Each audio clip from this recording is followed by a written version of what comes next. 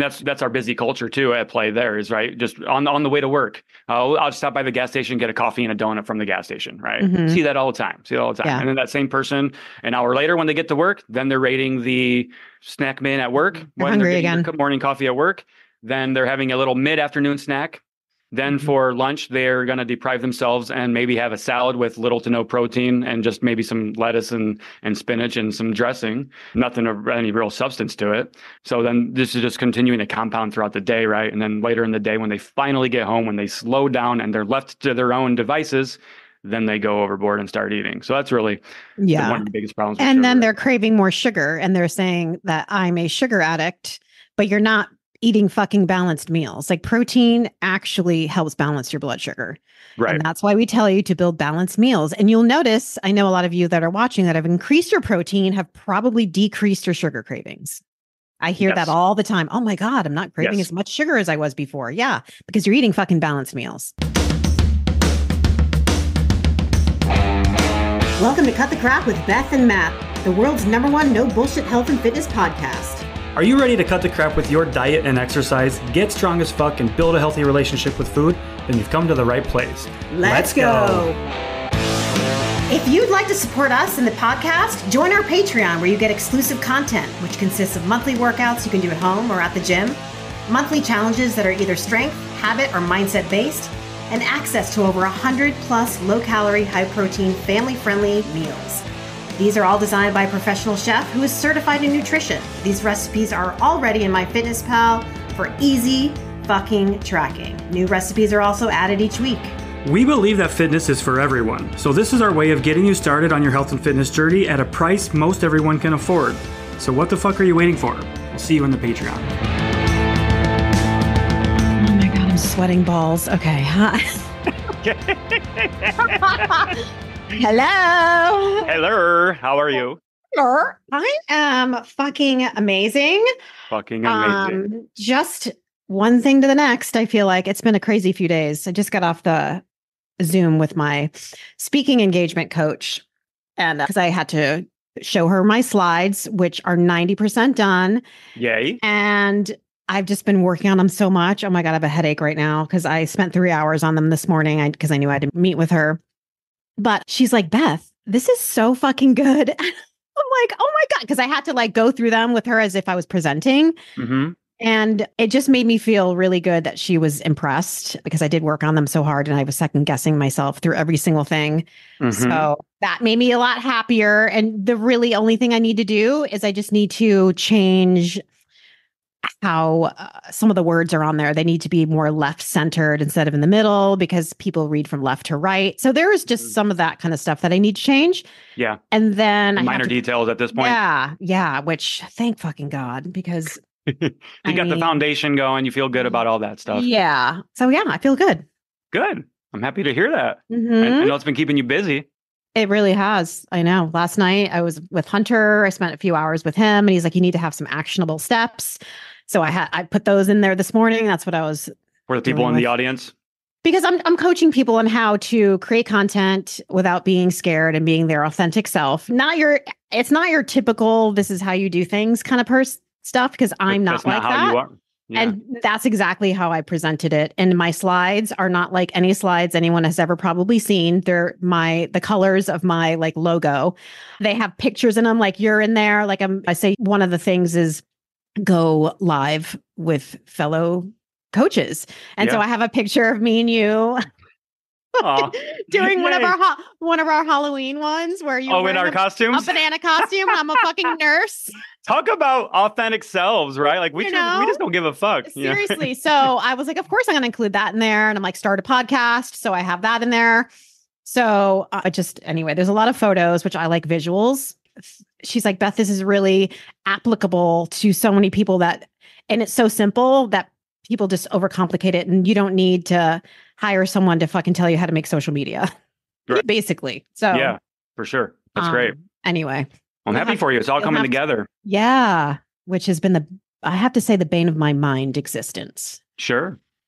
What I heard there too is so you're focusing on those minor details now. You didn't start by focusing on all those little minor details, right? So you built that foundation first, and that's the same Same thing that we're trying to get everybody to understand is focus on the big shit first, the low-hanging fruit, the foundations, and then you start focusing on those minor details that might have a little bit, like little shifts here and there that can help you a little bit, but not the big results, right? Yeah, you start out with like a little message map, and then you create your ideas from that, and it just starts growing. And like you said, it's like with everything, you really have to start out basic, lay the foundation, and then go from there. For sure. Well, good.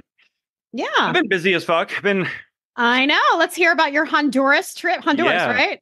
Honduras. Yep. So just came back from Honduras, visited the islands of Roatan and Utila for scuba diving, got our advanced open water certification, which means, because we went there last year in April of last year to get certified for open water, which meant we could scuba dive 18 meters or 60 feet, I believe. And then now we are certified to do 30 meters or down to 100 feet underwater, which is pretty fucking cool. So 2 little islands there in Honduras, Utila and Roatan, incredible islands, little tropical islands in the Caribbean.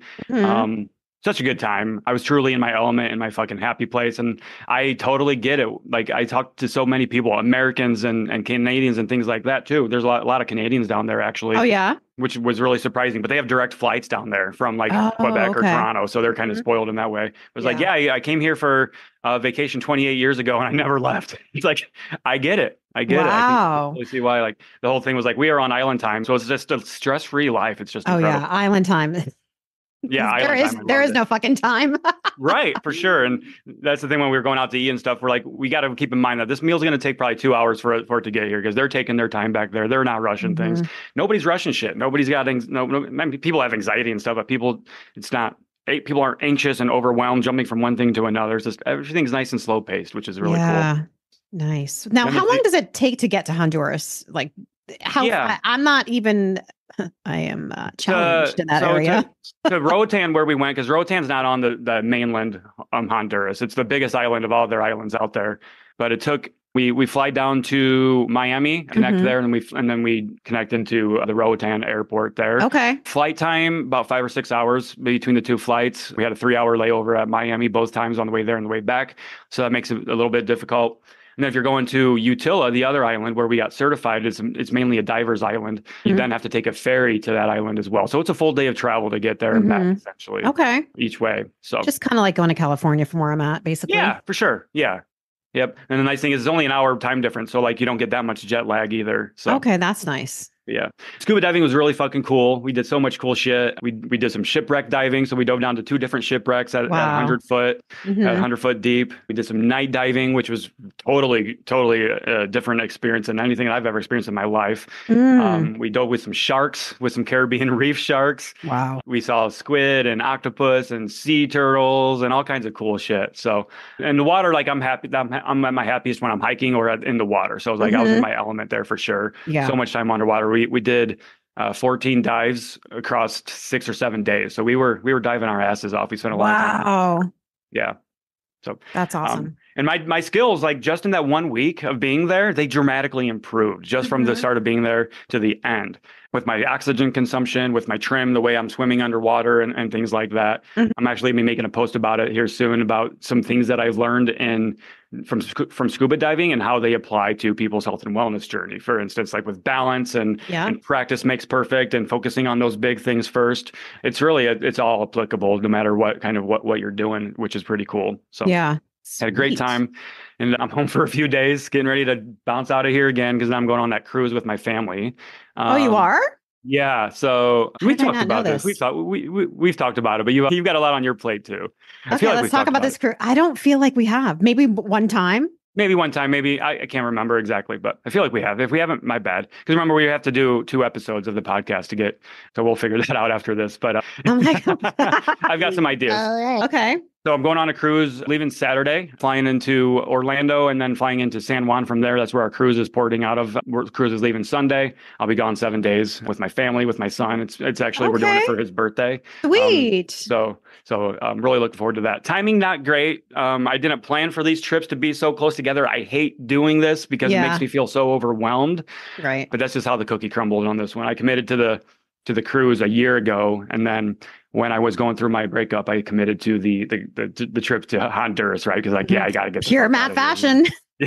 Yeah, right. Run away, run away from that shit, right? So I committed to that, and now I'm like, yeah, I definitely bit off more than I can chew, but it's okay. It's all I good. mean, I'm not complaining by any means. I'm finding the balance because I'm Mhm. finally getting to the point where I can enjoy myself when I'm on vacation and traveling. I don't feel guilty for taking time off work, Yeah. and when I do work, it's because I'm enjoying it, like doing the social media stuff. I truly Yeah. enjoy doing that. So it says, and this is the life I'm trying to build Yeah. too.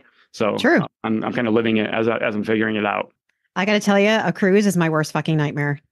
Yeah, I gotta be honest. I I've never been mean, a cruiser. Was not my cup of tea. My friend Denise is on one right now, God love her, and Yeah. she's been posting photos and videos, and I'm like, fuck that. Like, it looks busy. It looks like a fucking carnival. Well, like carnival. Well, there's one called It's like Carnival. so many fucking people. Like the Yeah. music, I'm like, I would fucking be in my room the whole entire time, and that is it. Like, I'm definitely going to be making intentional time for myself for sure. Yeah. They have a state of the art gym there. I'm actually really looking forward to it. Nice. So I'm going to record some content there at the gym. Okay. I'm really looking forward to seeing what that's all about. Where is it going? Where is the ship going? U.S. and British Virgin Islands. Sweet. So we're going to Tortola, St. Martin, St. Thomas. Okay, I'm familiar with all those. Yeah. Yeah. Yeah. My You ever been? oh yeah, St. John. And St. Thomas. My father-in-law used to live on St. John, so we would frequent there. Yeah.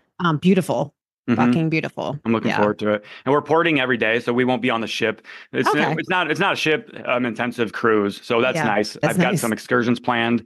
Going to do I actually found a little bit of hiking to do. Not great hiking, but there is still some hiking. In St. John, there's a ton of hiking. Okay, I'll definitely look that up. But you have to really go far to get to it, which is depending on how much time I have at port. Yeah. My father-in-law lived at the end of the island, so that was where there was a lot of cool stuff. Got it. Okay, because I think we have like 6 or 8 hours at port or something like that. So I do know for sure we're doing like an ATV tour. So we rent 4-wheelers. We're gonna do the baths, which is really cool. When I'm on St. Martin or St. Thomas, I think it is. I'm going to do some scuba diving there, which is cool. So I'm looking forward to it, and just looking forward to spending time with my son. Most importantly, because I love getting him out and doing this type of shit. Happy birthday! Our sons for sure. Both had birthdays. Johnny turned 12 and Riker turned 14. Right? Yeah. Happy birthday, boys! For sure. Yeah. Wild, right? So wild. I can't believe I've got a 14-year-old. Watch out. Yeah, I was a little asshole when I was 14. Fucking mini Matt coming through. Thankfully, my son is not.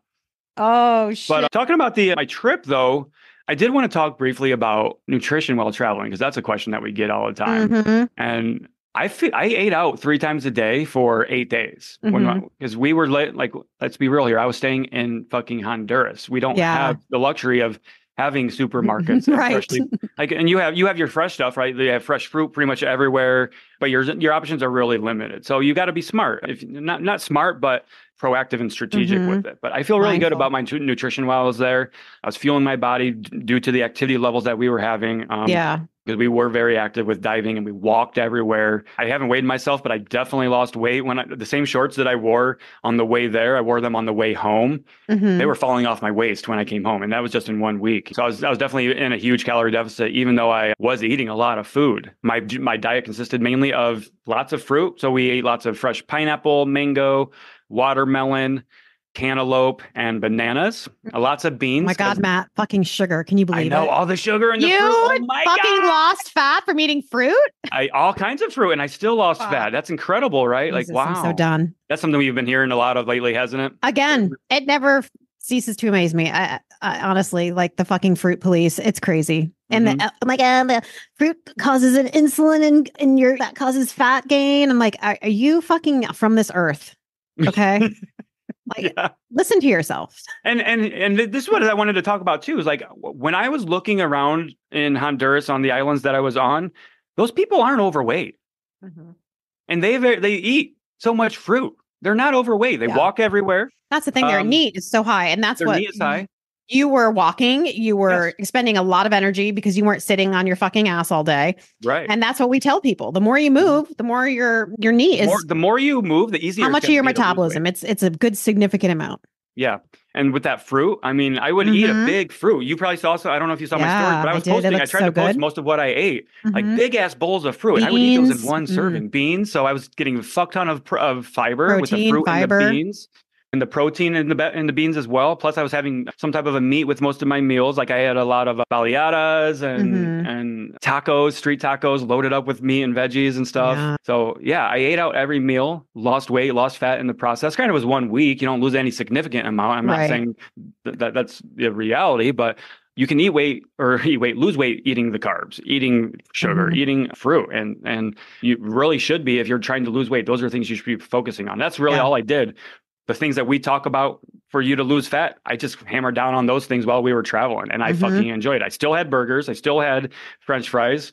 I didn't have those every meal. Right. And let's be real, that food kind of sucks there on the island anyway. That's not why would the fuck would you go to Honduras and eat a cheeseburger? You know? Yeah. Come on. Exactly. That's like when I travel. When I did drink, I didn't have any more than 2 or 3 drinks. I think I had the 8 days that we were there. I think I drank on 3 of the days, and it wasn't any more than 2 or 3 beers while I was there. Yeah. Each time. So that's another thing where people kind of go overboard with when traveling on a vacation is access to all the alcohol and things like that. So I limited that, felt good about it, especially because when I was diving, like alcohol and diving don't mix. You don't want to be hungover diving. Not only hungover, but you're going to be dehydrated. It's going to be more harmful to your body. You're not going to be as efficient. So your breathing is really important when you're scuba diving, right? You have a limited amount of air on your back. And if you're hungover, if you're not properly hydrated, you're not going to be breathing as well. Yeah. And they really hammer down the importance of physical fitness too with scuba diving. And it makes sense because you're underwater, you're supporting your own body. You need the mobility, you need strength to carry that shit around. You need the cardiovascular endurance and capacity to be able to breathe well underwater. So they really put the importance of physical fitness into you in your training as well. As a parent, our days are filled with joy, challenges, and countless memories of connection. And let's be real here, more often than not, chaos can feel downright unavoidable. And in those moments, maintaining our peace and well-being are absolutely crucial. And you should know by now that I love talking about all things mindfulness. So this message is for all you mindful parents out there seeking a natural path to tranquility and presence. Cured Nutrition understands the unique stressors we face every day. Whether it's waking up early to take the kids to school or playing taxi as you shuttle everyone from practice to practice, let's not forget that you still have your daily responsibilities with your own career. That's why they created their Serenity Gummies, your go-to ally in managing the complexities of parenthood with ease. These gummies aren't just a treat. They're a blend of science-backed, health-supporting ingredients like full-spectrum cannabinoids, ashwagandha, reishi mushroom, and L-theanine. Each ingredient is chosen for its ability to support your physical, mental, and emotional sense of calm. Now imagine unwinding from the day's hustle with a natural alternative to alcohol, helping you to improve your presence, mindfulness, and overall well-being. Now oftentimes we turn to alcohol as a way to alleviate stress, but take it from someone that has a long look at his relationship with alcohol. That really only makes things worse. The Serenity Gummies offer a more holistic tool to have in your arsenal so that you can feel good about feeling good. I personally enjoy the passion fruit flavor. It's sweet with some kind of an earthy undertone. I'm no expert when it comes to tasting things. I just know what works for me, what tastes good. In addition to that, each gummy is precisely dosed to guide me to my happy place. Now, Cured Nutrition is offering an exclusive 20% off discount just for our listeners when you purchase Serenity Gummies. Visit www.curednutrition.com/CTC and use coupon code CTC at checkout. That's CURED nutrition.com/CTC, coupon code CTC to embrace a state of relaxation and balance. Remember, protecting your peace is just one gummy away. Now take a moment for yourself and find serenity in the midst of life's whirlwind moments. Because you, as a parent, deserve to support your well-being and do something for yourself so you can continue serving others like the badass that you are. Protect your peace and pop a gummy. Why are people so afraid of sugar, Matt? Like, I honestly, let's talk about this. I feel like people are consistently asking me, oh my God, that has so much sugar in it. The fucking sugar. So what is it about people and the sugar? Sugar from fruit is the same thing as sugar from the fucking table sugar, right? Your body doesn't know the difference. It's your body doesn't know the same. Exactly. So what's the difference? Fruit has fiber. So it digests a little bit differently. Slows the absorption down, the digestion. It minimizes the sugar spike. So yeah, if you're talking about fruit and because of the sugar, like shut the fuck up. You clearly don't know what you're talking about. And because it's loaded in fiber, that's the good stuff. There's so many benefits to fiber other than just blood sugar control. It can help regulate your appetite, helps you more regular with digestion. It's good for your gut microbiome. It's low calorie, so it makes sticking in a calorie deficit really fucking easy because you can eat so much of it. But where does the sugar hate come from? Just diet culture bullshit. I mean, all these programs over the decades, really thinking back to, I mean, I'm only 37, but like I remember Atkins was really big in the 90s. Low carb, keto definitely demonizes sugar. Pretty much every diet out there in existence demonizes sugar in one form or another. I think that's really where it comes from is the diet culture bullshit that people that they're still stuck in. Yeah. I know I don't pay attention to sugar at all when I'm looking at ingredients because this is how I look at ingredients. If like, let's say there are some yogurts, right, that are high in sugar, but then those are the ones that are also higher in calories and not a lot of protein. So I don't necessarily buy those anyway. So the actual yogurts that I do buy are already lower in sugar because they're higher in protein and like they the Greek yogurts, right? Yes, exactly. So I don't eat like fucking Pop-Tarts every day or Oreos and shit. So that's not the majority of my diet to be looking at fucking grams of sugar. And that's you're exactly right there. You hit it right on the head. Is you're not eating a Pop-Tart for breakfast, or if you are, I'm pairing it. You're adding things on. You're making it balanced. So that's another part of the problem, right? With sugar is people just have the sugary foods. If you just have the donut, of course you're going to be hungry in 30 minutes, in 5 minutes, because it wasn't satisfying. Sugar runs through you really fucking quickly if it's just sugar. That's a really simple energy source for your body. But if you pair it, like we tell you to, with fats, with healthy fats and protein and fiber, you're going to be good to go. And that's our busy culture too at play there is, right? Just on the way to work, I'll stop by the gas station, get a coffee and a donut from the gas station, right? See that all the time. Yeah. And then that same person, an hour later when they get to work, then they're raiding the snack bin at work. They're when hungry they're getting again. their morning coffee at work. Then they're having a little mid-afternoon snack. Then for lunch, they're going to deprive themselves and maybe have a salad with little to no protein and just maybe some lettuce and spinach and some dressing, nothing of any real substance to it. So then this is just continuing to compound throughout the day, right? And then later in the day, when they finally get home, when they slow down and they're left to their own devices, then they go overboard and start eating. So that's really one of the biggest problems. And then they're craving more sugar and they're saying that I'm a sugar addict, but you're not eating fucking balanced meals. Like protein actually helps balance your blood sugar. Right. And that's why we tell you to build balanced meals. And you'll notice, I know a lot of you that are watching that have increased your protein have probably decreased your sugar cravings. I hear that all the time. Oh my God, I'm not craving as much sugar as I was before. Yeah, because you're eating fucking balanced meals. Yes. And why does that protein help with that, Beth? Helps keep you full. Helps keep it's satiating. It's very satisfying. Yeah. Very satisfying. It takes your body a longer time to digest protein. That's why it's the thermic effect of food, right? We talked about this too. Your body has to work harder to digest, break down protein. So it's going to take longer. So it's going to keep you full for longer. Absolutely. Part of that, a former client of mine, I think she graduated a few months ago from our group coaching program for mindful eating. She posted in our Facebook group this morning, and it's a really cool post. She posted a screenshot of her Lose It food log today.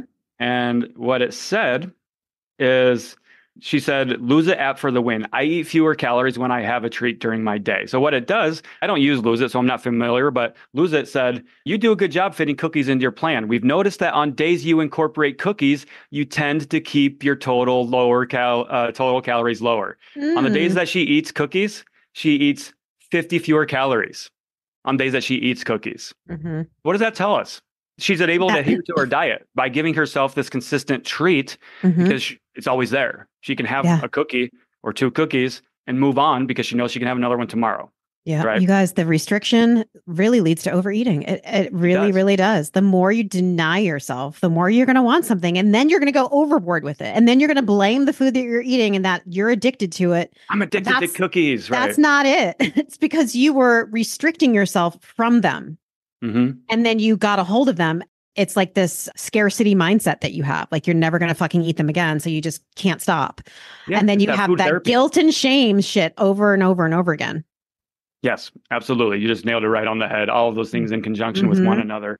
The Yeah. easiest way is to allow yourself to have that treat. You're not hurting anything at all by having a cookie or 2 cookies every day. Exactly. And the fact that it's helping this person consume fewer calories, why wouldn't you do it? It's the same thing Right. for diet soda, right? If you're drinking diet soda and it helps you consume fewer calories throughout the day, why the fuck would you not do it? Yeah. If you're struggling to lose fat and you enjoy that Coca-Cola every day, try diet soda. Eliminate 150, 300 calories from your diet every day. It's a Yeah. no-brainer. Right. Adherence. That's really the name of the game is Adherence. adherence. What you Yeah. can stick with, you're going to be more successful. Can't stick with eliminating all cookies. Almost nobody can. Whenever someone DMs me and they're like, I just quit sugar, flour. I've just got this recently too. And I'm like, oh my God. And then they actually said something to the extent of, and I feel like I'm starting to like binge and stuff. I'm like, well, what are you doing now? Do you feel that's sustainable? Obviously that's not. Obviously, did you know that restriction will actually lead to overeating? And they're like, I actually didn't know that. And I'm like, well, this is a prime example of that happening to you right now.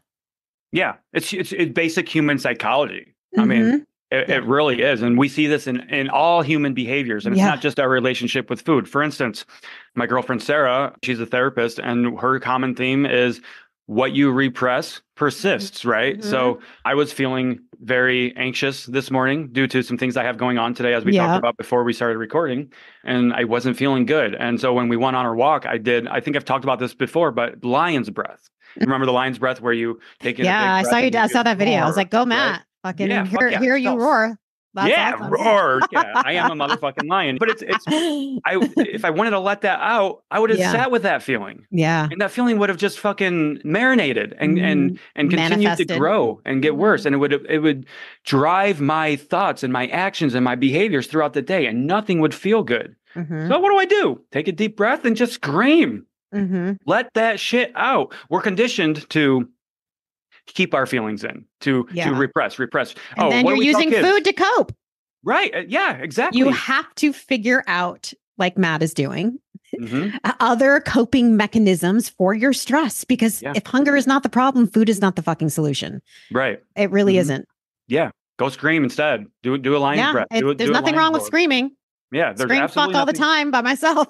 Yes, and we need people to understand this. Like, what do we, from a very young age, we're conditioned, right? When a baby's crying, when a teller's crying, stop crying. I'll give you something to cry about, right? Stop crying. Why are you crying? Why are you crying? Shut the fuck up. Let them cry. Yeah. They're expressing their emotions. You're going to damage this kid. That's how they know how to express themselves. So let them do that. Right. So then we're telling them like, hey, expressing yourselves is bad. They're like, what the fuck do I do with these feelings then, right? Yeah. Oh, I'm going to lash out. I'm going to hurt somebody. I'm going to hurt myself. I'm going to eat my feelings instead. Since I'm not allowed to express them, express the shit. Get this shit out. And I've really been doing such a deep dive into this shit lately. And that's good. I love that. I've talked about that now. That How We're Feeling app, which has been really great. I'm going to plug it again because I really do believe in this app. I need to download that because I said I would, and then I got sidetracked. Do it. Add me as a friend. I know a couple people. What is it called again? How I'm feeling, or how we feel. How we feel. Yep. Okay. How we feel. I tagged them in my Instagram story today. I saw that. Okay.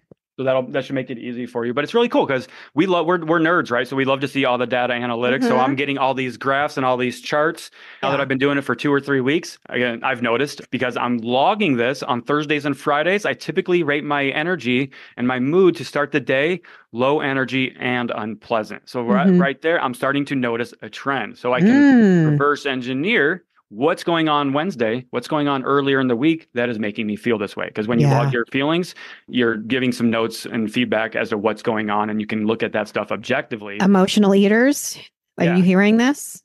Yes. Seriously. Yes. This is what we do. We do this with our clients, and now we're just applying it to ourselves as well. Emotions are okay. I feel like everyone just wants to run from their emotions and like, oh my God, I feel shitty for wanting to cry, but I'm going to eat this fucking package of Oreos to make myself feel better. And then I'm going to cry anyway. Just fucking cry. Let it all out. The Oreos aren't going to help you, but the crying is going to get some release. But stop holding your fucking feelings in. They are normal. It's normal. Normalize fucking being sad. Normalize being angry. If you need to cry in the shower. Like if you want to do it that way, go for it. If you want to scream in the shower, if you want to turn on some music to scream so nobody else hears you, cool. You want to scream into a pillow, cool. If you want to punch a fucking pillow, cool. Yeah. Get a punching bag, cool. Do that. Like we can start doing these things as adults, and then we can show our children how to do this stuff too, and really re-educate our children on what having a healthy emotional and mental state is all about. Yeah. Yep. Because you're right. Absolutely. Emotional eating, if you're an emotional eater, absolutely. You can definitely start You here. can look at your trends, okay? Because that's another thing with the people who emotionally eat. I usually like to ask them. Almost always a trend. Okay, what was happening before? Like, what did your day start out like? How are you feeling during this moment of emotional eating, and how are you feeling after? So this kind of an app would be perfect to actually look at those trends of your emotions. And the nice thing about this app in particular is that you can set the times that you want it to check in with yourself. So it'll give you a reminder. So my reminders are set for like 8 a.m. and 9 p.m., I believe. So one check-in during the morning, one check-in at the day, right? Because I'm getting started with my day, ending my day. So it's a really good way for me to check in with myself. But it's not something I have to remember to do. The notification just pops up for me. It says, hey, let us know what you're feeling, essentially. Yeah. And if you don't know what you're feeling, it gives you a bunch of different options, and it explains to you what each feeling is. So it allows you to name your feeling. It's not just guilt. That's very important. Right? It can't, you have to really deep dive that feeling. You do. Where's this feeling coming from? What is it? What is this fucking feeling that you have?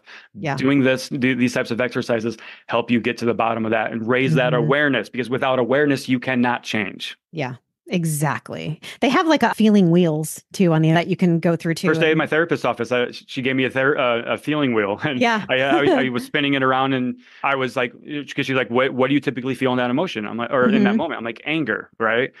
Actually, it wasn't anger. It was disappointment or frustration or something like that, because we broke it down even further. So it's really fucking powerful stuff. That is. And this is what we teach as coaches with our, especially because we take a mindful eating approach. Even if our clients are tracking or something like that, we're still teaching mindful eating in the background, because that's what's going to give you that long-term success. Yeah. That's really what mindful eating is helping you be aware of your feelings, your emotions, your triggers, so you can be repairing them, so that you're not just using food as a one-size-fits-all for every fucking problem in your life. Because like you said earlier, Beth, if food's not the problem, food is not the solution. If hunger is not the problem, food is not the solution. Right. Yes. Thank you.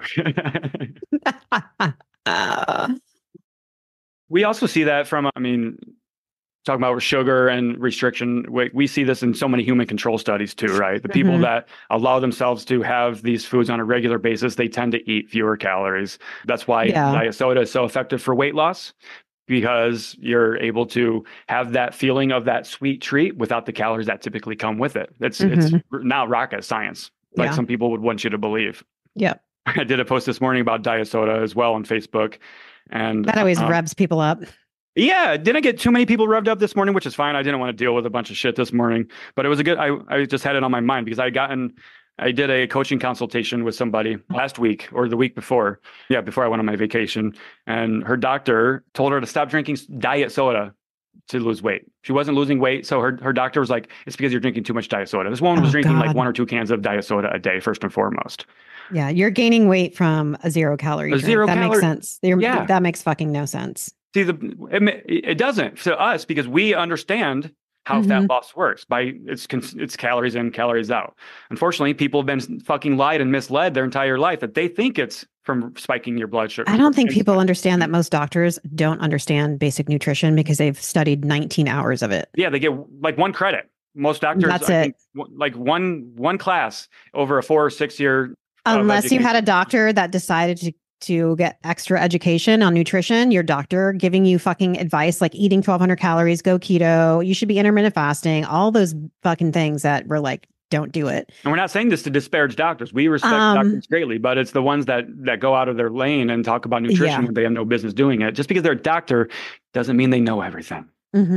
And what's even worse is a lot of times when we see these doctors, they're not even medical doctors. They're like chiropractors. I was going to say a chiropractor.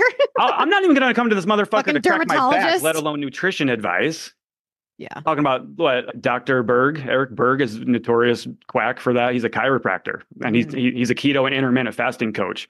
2 different shitty diets this guy's promoting, and he's a chiropractor. Okay. Keto and intermittent.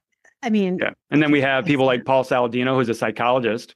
And he promotes carnivore, like carnivore MD. So he's got MD. to throw the fucking MD in the end. Yeah. Make it look like to authority, even though their education has nothing to do with what they're telling you. Like, no, just because they're a doctor doesn't mean they know anything. Yeah.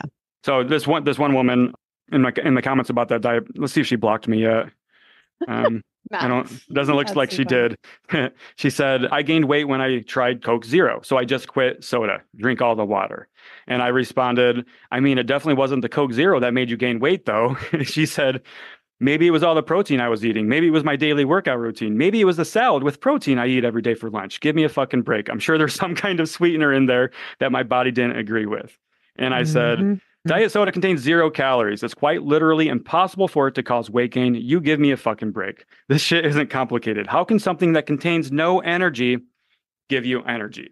Yeah, right. At its root cause, right? Because that's what fat gain Calories are energy. Calories are energy, guys. Fat gain results extra energy.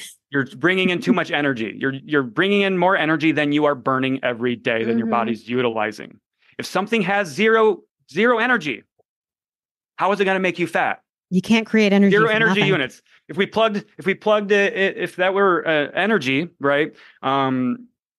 It's like taking a cell phone charger that doesn't work, and plugging it into the wall. It's not going to give me my phone any energy because it doesn't have any energy to give. It's the same way. You can't create energy from nothing. Yeah. This is basics. Unfortunately, it's not so basic because it really isn't. Education system has failed us, and there's no regulation on the health and wellness industry. We have chiropractors telling us shit like it's your insulin, and it's your blood sugar, and it's your hormones, and it's your age, it's your menopause, it's all these other things that's making you fat, not the fact that you're consuming 3,000 calories a day and burning 2,000 calories a day. Yeah. It's not that. That's the thing. It's so funny. I did this video the other day that really people lost their shit at. And it was like basic fucking, what I think is basic knowledge that people should know. And this is one of the reasons why I get so fucking annoyed when people are like, I'm doing everything and I'm not losing fat, or it's my hormones, I'm not losing fat. Okay.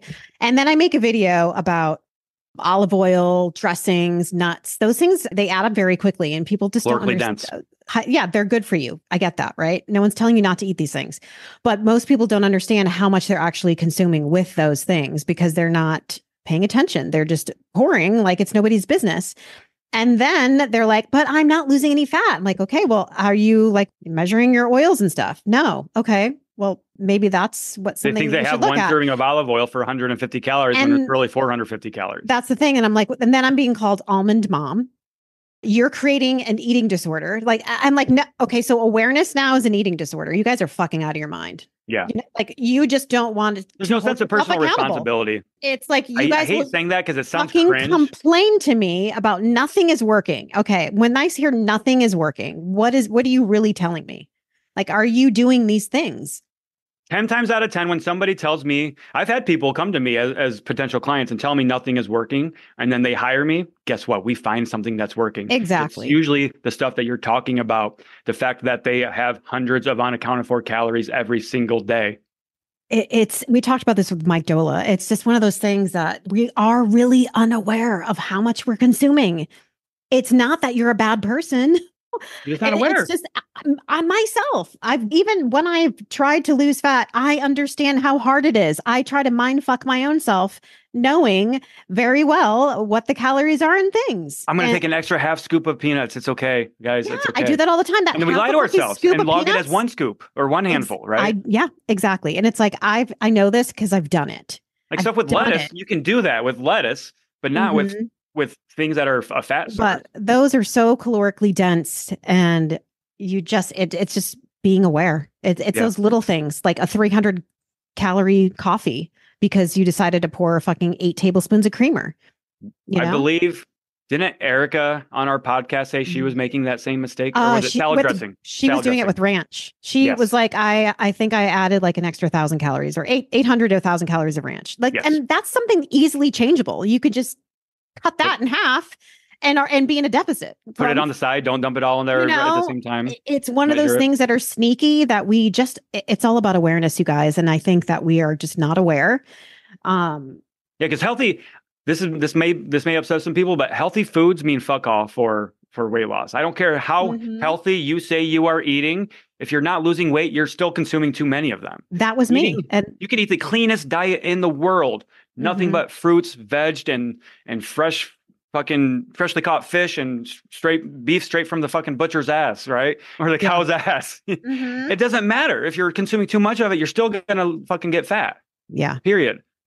Exactly. So if you come at me and say, I'm doing everything right, I'm eating healthy, I'm eating a salad every day with lots of protein, that doesn't mean anything to me. How many calories are you calories are you consuming? That's what I want to know. How many calories are you expending? What are your activity levels? Are you going how many steps are you getting every day? Are you strength training? What's your NEAT like? Are you sitting on your ass for fucking 10 hours a day? If you are, let's start there, right? It's not the salad that's the problem. It's none of this other stuff. Let's start working on getting some more movement in throughout the day. But when somebody comes and tells us that they've tried everything, obviously they have. We know they haven't tried everything. Right. So then it's become. But then they get upset when we like, well, you haven't tried everything. You haven't tried a calorie deficit consistently. Maybe you thought you did, and you just did it wrong, and that's okay. You weren't aware. We are here to show you the light, baby. Right. Like that's really. But don't get mad when we're actually trying to create awareness with you. It's like you have to take accountability, and it's okay. Like as soon as I figured out the reasons why I wasn't losing fat, even though I was one of those, like I was eating so healthy. I'm like, but I'm eating so healthy. I was eating so much brown rice and so much avocado, right? Those things have calories. It doesn't fucking matter. But when someone was like, well, do you know your portions? I'm like, no. But then when I started figuring out the portions, I started seeing results. And I'm like, why didn't someone fucking tell me this before? It's like education and knowledge is power, and there's nothing to get mad about it. Yes. It's like, okay, now you know what to do. So fucking do it. Right. That's why I love. That's why I loved the if it fits your macros approach when I first started on my journey, because it really helped me change the narrative. Something else that you and I were talking about yesterday, because we were texting each other yesterday, right? Like, what should we talk about on the podcast this week? Yeah. Both of us were fried. We were so done. I was like, I worked from seriously 9 a.m. to like 7 or 8 p.m. It was probably the longest day I've had in a while. Yeah. And I'm like, I can't even fucking think right now. And I didn't get home from my travels until 3:00 in the morning the night before. And you were mentioning some documentary, and I was like, what documentary are you talking about? Yeah. So you haven't seen this documentary yet. It's the You Are What You Eat documentary. It's a Netflix nutrition documentary with the twins. They took 22 sets of twins and gave them one a vegan diet and one of them an omnivore diet. And they followed them, and they did it for 8 weeks. It was only an 8-week study and documentary. Okay. But people are asking me what my opinion is, what my take is. Full disclosure, I did not watch the documentary because documentaries are fucking biased as fuck, and I'm not going to go there for my nutrition information. But what I did is I went straight to the study that the documentary was based off of. And so what the study did, it was a cool study. I'll give it that. It took 22 sets of twins, so 44 people. One of the twins randomly assigned to a vegan diet. One of them randomly assigned to an omnivore diet, so meats and fruits and vegetables. And the first 4 weeks of the study, they provided all their meals for them from some meal prep service. So their meals were brought to them. And then the second 4 weeks of the study, they were left to their own devices, preparing their own meals now that they had learned their foundations, right? What they found was that the vegan people lost more weight, and a lot of their heart health markers improved more than the omnivore diet, right? You see that you see that headline, which is the headline being put out there. Vegan diets make you lose more weight. But what they don't tell you is that the vegans were eating fewer calories. They didn't control for calories in this study. Oh, interesting. Huge red flag. Right. Yeah. You're going to do a study on nutrition and They've got to be eating the same amount of calories. Yeah. You need to control. The control groups need to have the same amount of calories. Otherwise, it's a flawed study. So that's my issue with it right there. So both groups lost weight. Both groups saw their health markers improve. The vegans saw a little bit more health markers improving and a little bit more weight loss. But again, they were eating fewer, like hundreds of calories fewer a day. That wasn't intentional. They didn't tell them to go out there and just eat fewer calories. Right. What happened is they just naturally ate fewer calories because they were just eating fruits and vegetables, right? We know this. It's very voluminous food. Like you can eat a fuck ton of it for very few calories. That's why we tell you to eat high volume, more veggies and more fruit. Duh. Yes, in conjunction with plenty of protein, right? But then the other interesting aspect of the study was the vegans. They had lower protein consumption. No brainer, right? We know that vegans and vegetarians naturally struggle with consuming enough protein. Their dietary cholesterol was also lower, which that's something that is important. We want to have a good, healthy dietary cholesterol too. And typically we see that in form of like eggs and things like that. And even eggs get demonized. I know there's nutrition documentaries out there comparing eggs to fucking smoking, which is just completely asinine. Jesus. And because dietary cholesterol I've gotten a lot of comments about this. Dietary cholesterol does not impact your blood cholesterol. Like that's what people don't understand either. So, and we know because we have hundreds of human control studies that with just weight loss alone, you're going to see your health improve, your health markers improve. Does not matter where the food sources come from. And we know this because there's something called like a Twinkie diet. Oh my God, the Twinkie diet, right? Well, it wasn't it was an N of one. So it was just a one-person study, but he did it on himself. But he ate nothing but junk food, processed foods, and he supplemented with a protein shake and he supplemented with a multivitamin. He lost weight, a lot of weight, and all of his health markers improved by eating nothing but shit food. And this is because we know that with weight loss, your health is generally going to improve. But then it also becomes, that doesn't mean just as much weight loss as possible, because then you get on the opposite end of the spectrum of too much weight loss too quickly, because then you get into severe nutrient deficiencies and things like that. So it is a balancing act. Weight loss, I mean, it is. Weight loss is a balancing act. You've got to find the right amount for you. You don't want to go too low, because then you're not going to be able to stick with it. You're going to cause harm to your body long term. And I understand that is why people struggle with weight loss, because it is a balancing act. It does require trial and error. It requires you to get to know yourself. It requires you to change your habits and your behavior. That's why it takes time. It takes fucking time. You're not going to get there in 30 days. That's the thing. It's like you start a journey and you're like expecting all this shit in 1 month, right? But really that 1 month is a lot of trial and error. It's a lot of figuring shit out. You're figuring out your routine. You're rebuilding new habits. And that's what we're doing. I know you're getting ready to do your challenge here soon. We just started week 3 of our 4-week challenge, and it's not a weight loss challenge. It's a healthy habits challenge. So people are wanting to lose weight as part of the challenge, which is cool. That's fine. People are doing that, but we're not going to sit here and tell you to help you lose weight as part of this challenge. We're helping you build the foundation to help you lose weight long term. So their calories are higher than they're used to. Their protein is higher than they're used to, and they're struggling to reach those goals. And we're like, hey guys, you don't have to get it overnight. You're not going to get it overnight. Let's chip away at this over this next 30 days and see where you're at. And now people are already like, oh my God, I've moved 10 out of this last 16 days. I'm 66% consistent. I'm getting so close. And that's 10 more days than I was doing before. And so now they're building momentum. At the end of these 30 days, they're going to have this really strong, healthy foundation. They're going to have that motivation that everybody wants, because they've been doing the thing for 30 days, even when they didn't want to do it. So it's really cool to see that going through our challenge. And I know your challenge is probably going to be run pretty similarly. Is that right? It's February 5th. It's a consistency challenge, 28 days. So same thing. It's not weight loss based, even though we give them the foundation to build healthy habits. And the consistency is what's going to get you results. And that's why we do a consistency challenge, because the more consistent you are, the more you will actually see results. So weird. Yeah, weird. And which is why we say, hey, stop starving yourself, give yourself more calories so you can be consistent with it. I don't care I don't care about your 1,000 or 1,200 calorie crash diet and how much weight you lost on it in a week. Talk to me in a year and let's talk to me a month later and see if you're still doing it. You're probably not. Not. Yeah. Because you're so deprived. Rest too, because we were just starting to talk about rest. As we listened to our bodies yesterday, right? Like because you and I were chatting and we're like, what should we talk about tomorrow? Like, and we're like, you know what? We're too fried. We'll just figure it out tomorrow. We need to rest. Let's take the rest of the day to rest. So then at the end of the day, I did just that. But I was taking it easy all day. And you know what I actually needed at the end of the day? A nice long walk to end my day. Nice long gentle walk. So I did that to end my day. I nourished my body with some good quality movement there. That was what my body needed. I had been resting all day, sitting around all day, taking it easy all day. I needed to get some good movement in there too. So listen to your body. That's right. I need to get a walk in today. And it's fucking snowing like a son of a bitch. Is it? I feel like an asshole in a way. Because when I was in Honduras, like that's when that fucking polar vortex was swiping through the nation, right? It was freezing, -15, -20 here, right? There was like a foot of snow, however much it was. I wasn't here for any of it. And everybody back home is like calling me an asshole. Like I didn't choose the weather. I just picked the right time to leave. But so when I came home, now the snow's all melting because it's 40 degrees again. So I'm like, oh, that's funny. I played that. Oh shit! But I get to go to Florida soon, so fuck. Yeah, when you do that, man. End of February. End of February. So within the next 4 weeks. Yeah, because then we're gonna be doing our meet and greet there too. Yeah, so we gotta plan that shit. We'll definitely plan that shit. You mentioned something too in our text message yesterday when we were talking about what we wanted to talk about, and you said people playing the victim. What'd you mean by that? Have you ever wanted to start a podcast? Spotify's got a platform that lets you make one super easily and then distribute it everywhere and even earn money doing what you love. All in one place for free. It's called Spotify for Podcasters, and here's how it works.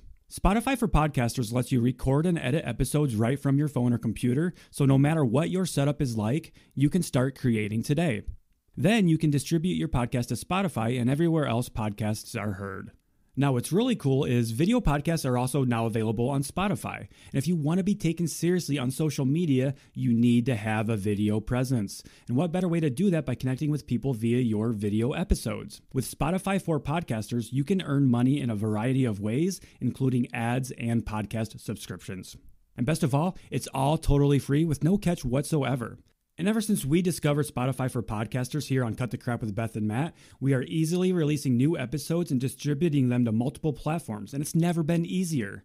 We highly recommend you give it a try. You can download the Spotify for Podcasters app or go to www.spotify.com/podcasters to get started. Oh, that stemmed from my video that I was talking about. Okay. And what was happening was a lot of people in the comments, this just wasn't one comment, it was more than one. That was like, oh my God, what am I going to eat now? Air. Oh my God, now there's nothing I can eat. When I'm like, you guys, I'm just telling you to be more aware. You're literally fucking stop the victim shit. This is not the fucking 8th grade drama class. I'm done with it. Like, take some fucking accountability. Yeah. This whole, oh my God, I can't eat anything because I'm showing you how many calories. Stop playing the fucking victim. Fucking olive oil. Like, chill out, man. Like, you're the first person to tell me that I'm doing everything, but you're playing victim. Okay. Like, this is not the time.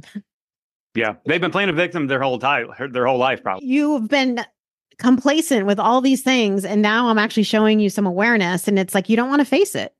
That's I get what it comes down to. Play the victim, Beth. When did you used to play the victim? Oh, me too. Oh, of course. I mean, I was a drunk victim. Exactly, same. When my early 20s, when all I was doing was partying and ruining my life with bad everything decisions. Is happening to me. I am fucking. My dad was like, "Man, it's never your fault. It's everybody else's fault, isn't it?" Like, yeah.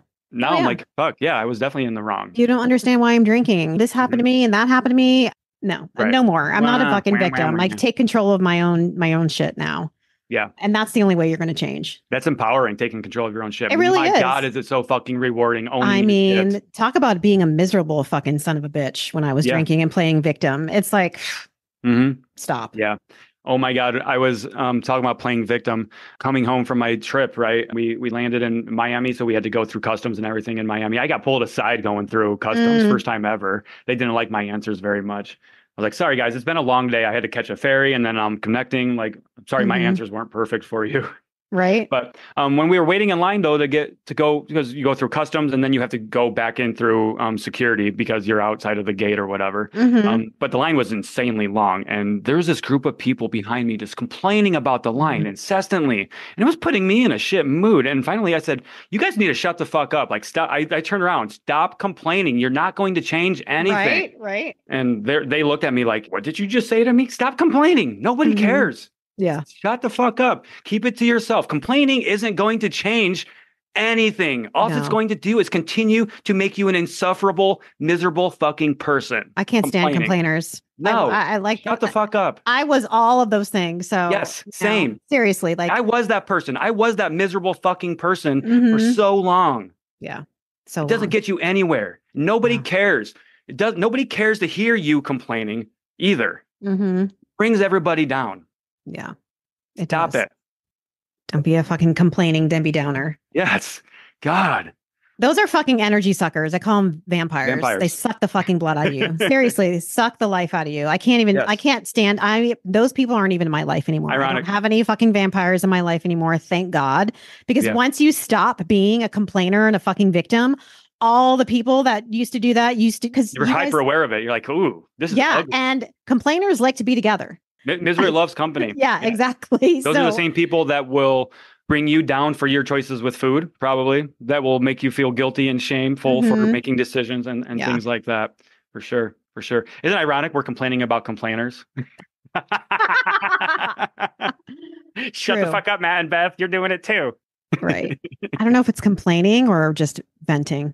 Bringing awareness to it. I'm bringing awareness to the complainings. Yeah, maybe a little bit of complaining, but I'm not complaining just to complain. I'm like, this is a real fucking problem. For sure. at the end of the day, it's also radical acceptance. Like you need to accept the shit that you cannot change. Mm-hmm. Accepting does not mean that you agree with it.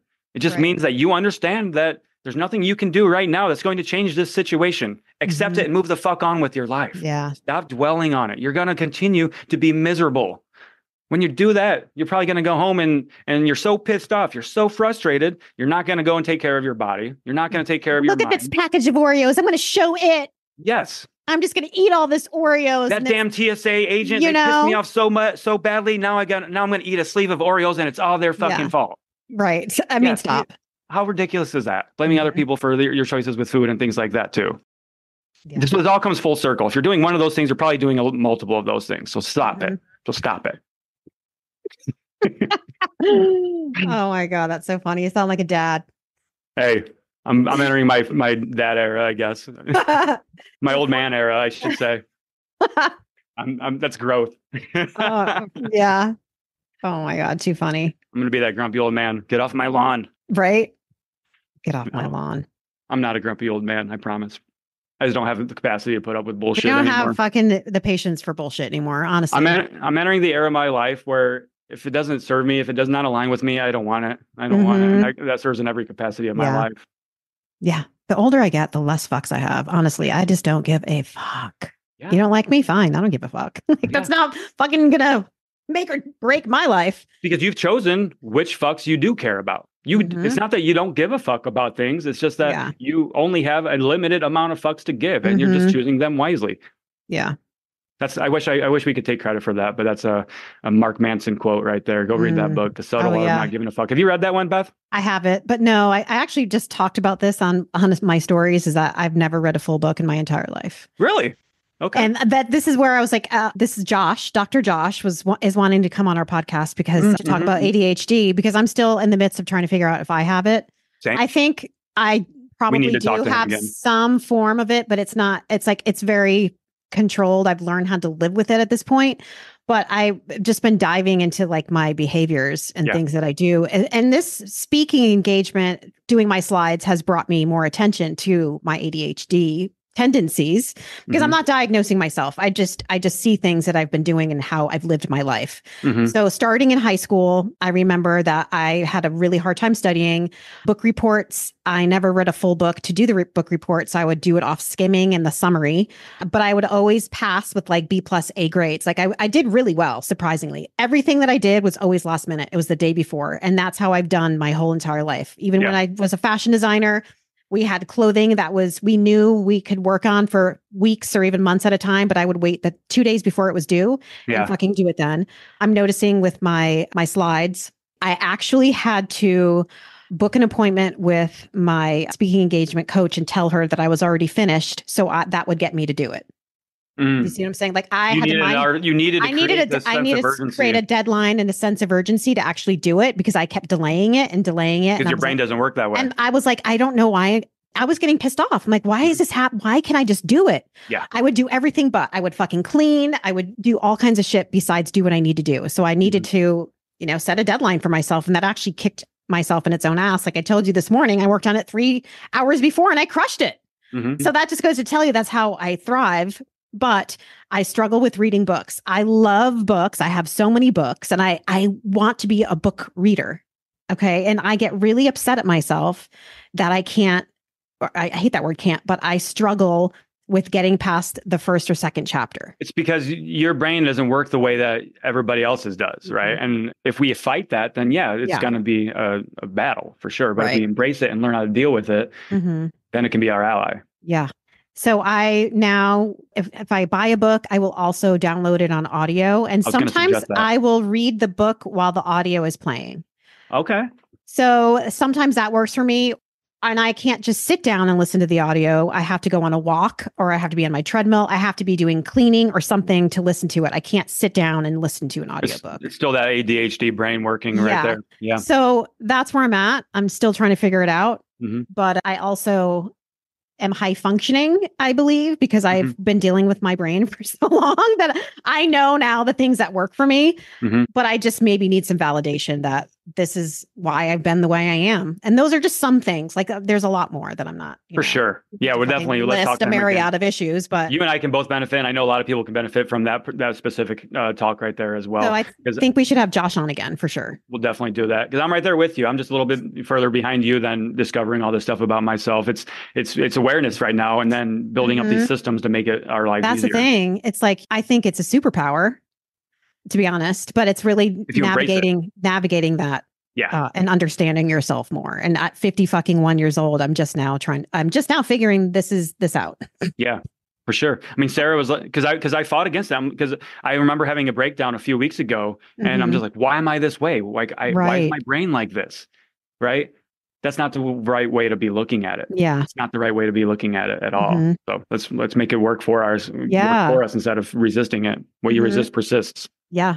And I was like, you got to, like, for me, like not being able to read a full book is like, I feel so dumb, but I know I'm not dumb. I'm very intellectual, but I just have a hard time doing things that other normal people can do. Yeah. Yeah. You're very smart. Yeah. So.